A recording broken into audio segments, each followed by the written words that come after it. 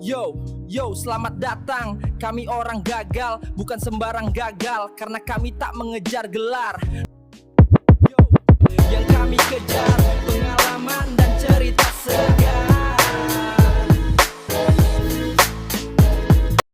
Setiap hari kita membuka ponsel. Notifikasi, timeline, trending, video pendek. Yang kita bilang sekedar hiburan.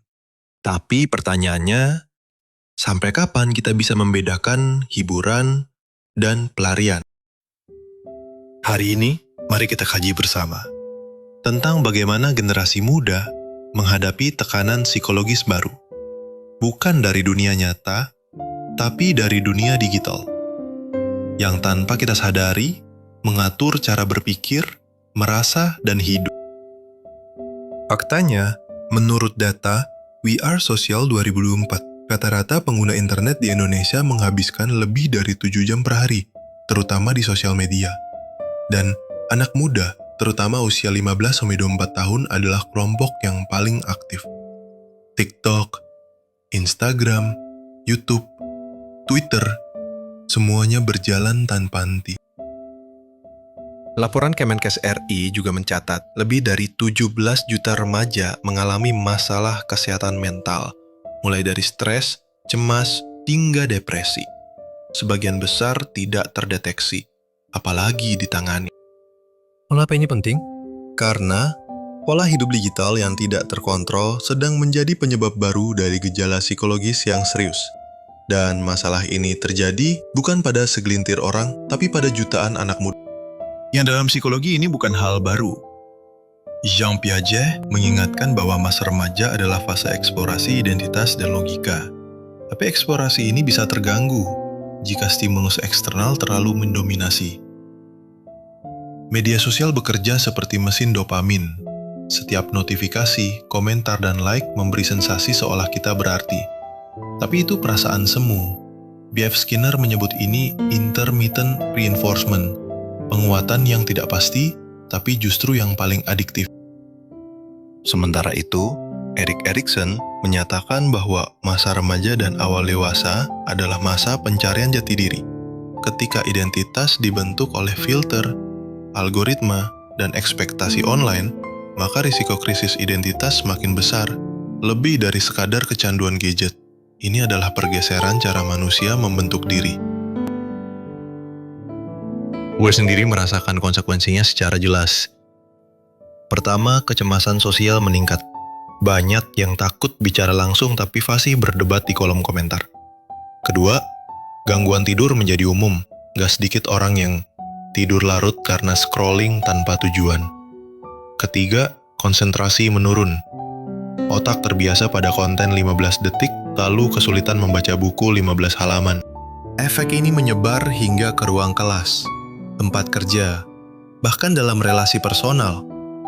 Menurut Lev Vygotsky, perkembangan mental dipengaruhi oleh interaksi sosial yang bermakna. Tapi jika interaksi bergeser jadi reaksi instan, emoji, likes, atau views, maka proses kedewasaan itu ikut terhambat.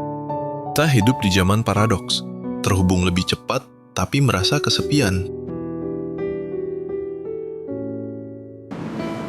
Informasi makin banyak, tapi pemahaman makin dangkal. Carl Jung berkata, "Who looks outside dreams, who looks inside awakes." Tapi hari ini, kita lebih sering melihat ke layar daripada ke dalam diri. Ironisnya, saat kesehatan mental terganggu, kita malah nyari healing di tempat yang sama, di media sosial. Padahal, seringkali yang kita temukan hanya perbandingan yang memperburuk keadaan. Lalu apa yang bisa kita lakukan? Pertama, sadari bahwa ini bukan hanya masalah pribadi. Ini adalah persoalan generasi.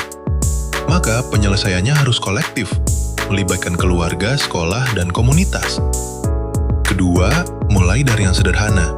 Matikan notifikasi yang tidak perlu dan batasi waktu penggunaan aplikasi. Buat ruang bebas ponsel setiap hari, minimal 1 jam.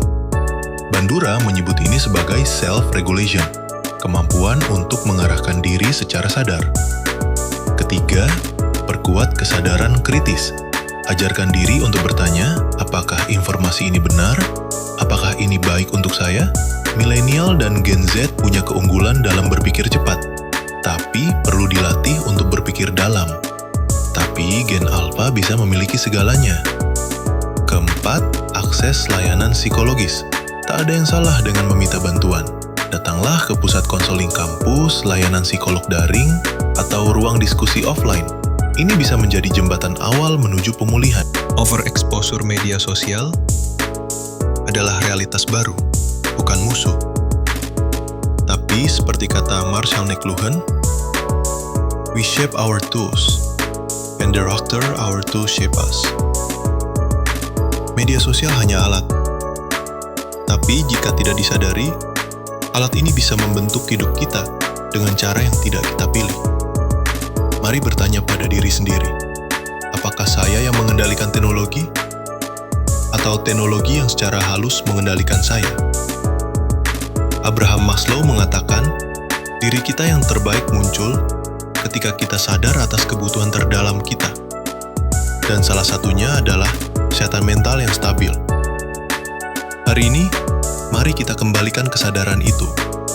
Mulai dari satu keputusan kecil untuk tidak membiarkan ponsel menentukan hidup